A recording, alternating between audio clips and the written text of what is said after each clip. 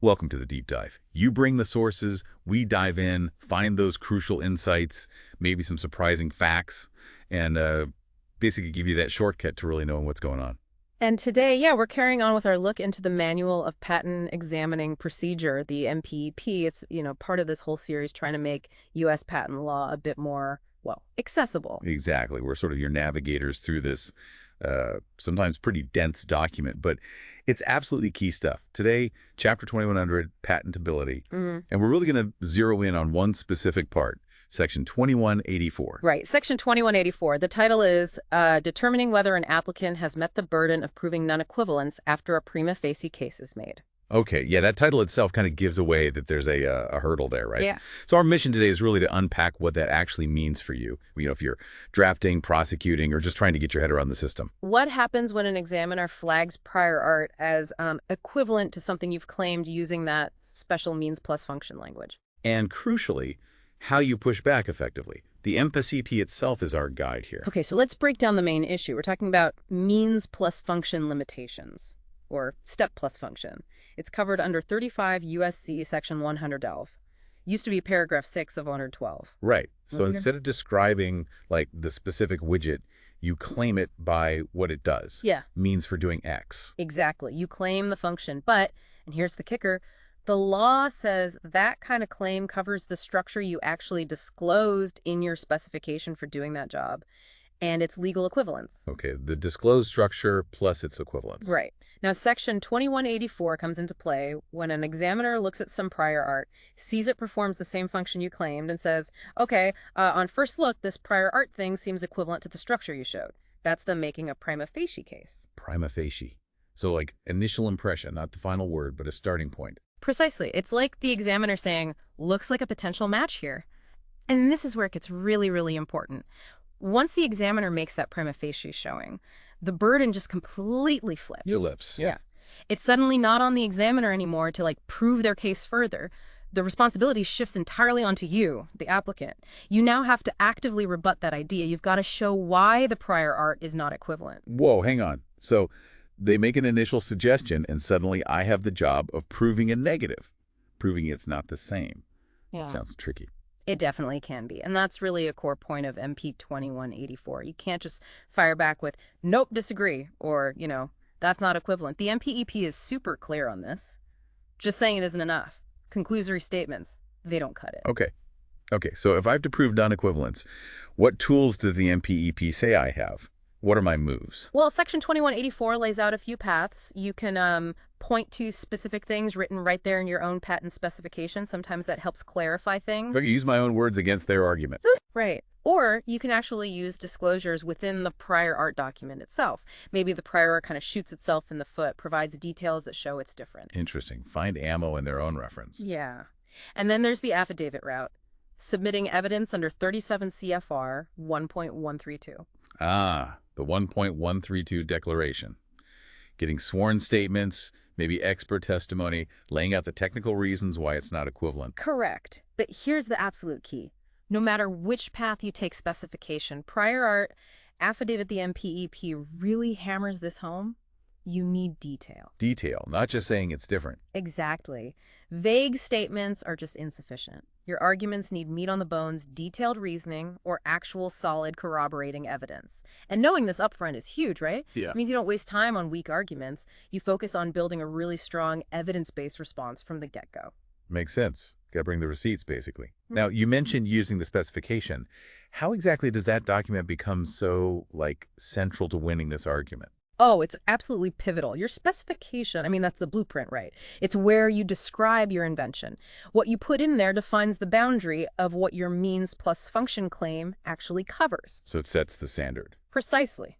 If your spec clearly defines what counts as an equivalent, maybe you explicitly say, structure X performs the function, and equivalents include A and B, but definitely not C, that definition becomes a primary guide for the examiner. Ah.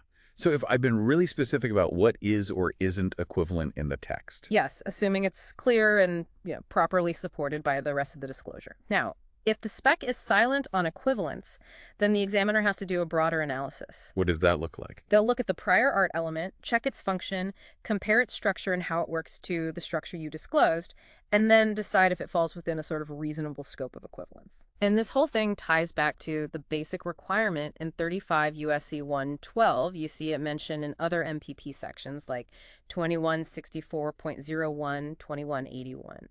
For a means plus function claim to even be definite, your specification must disclose some corresponding structure, material, or act that performs the function, and it has to be understandable to someone skilled in the art. Right, that idea from cases like Atmo. You got to show something that does the job. Exactly. That disclosed structure is the anchor point. It's the yardstick against which any potential equivalent is measured. Got it. No structure disclosed. Claim is probably indefinite anyway. But if there is structure, that's ground zero for the equivalence debate. Perfectly put. And, case law really drives home how much the way you draft that specification matters here. Yeah, let's talk about those cases mentioned. They make it more concrete. Okay, take Nomos Court v. BrainLab USA, Inc. In that case, the court read a means plus function claim very, very narrowly. And the reason? The specification only described one single way, one embodiment of the structure doing the job. Wow. Just one example. It's just one. The big lesson there is if you only show one specific way to do something in your spec, the legal scope of your claim under 112 might get really restricted. It might only cover that exact structure and maybe tiny variations. Makes it much harder to argue that some different prior art structure isn't equivalent because your own definition is so narrow. That's a huge point. Limiting your examples can really limit your claim later. It absolutely can.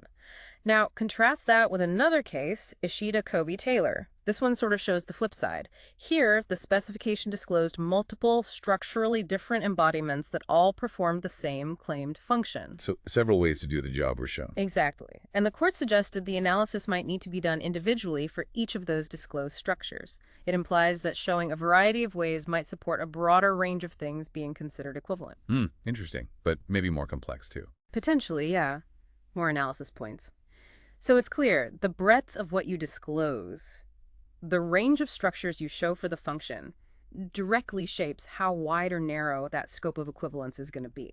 So if I describe the invention really broadly, maybe showing lots of different structures that work, the examiner might be more open to finding equivalence with a wider range of prior art. Could be, yes. A broader disclosure might imply a broader intended scope of equivalence, but flip side, if you only show one very specific narrow structure, then the scope of what's considered equivalent could be tiny. Precisely. It's this constant tension, this strategic balancing act in drafting.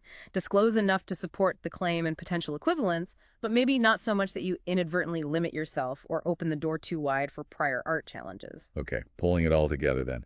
MPP 2184 is basically the playbook for that specific scenario. Examiner says prior art structure is equivalent to your means plus function claim structure. And the main takeaway seems to be, you got to fight back and you got to bring proof. Absolutely. The burden is on you once that Prima Facie case is out there, and the MPEP gives you the options. Those detailed 1.132 affidavits, maybe narrowing your claims to carve out the prior art, clarifying language if you can, or even sometimes rewriting the claim to be more structural instead of functional. If that's feasible and makes sense for the invention. Right.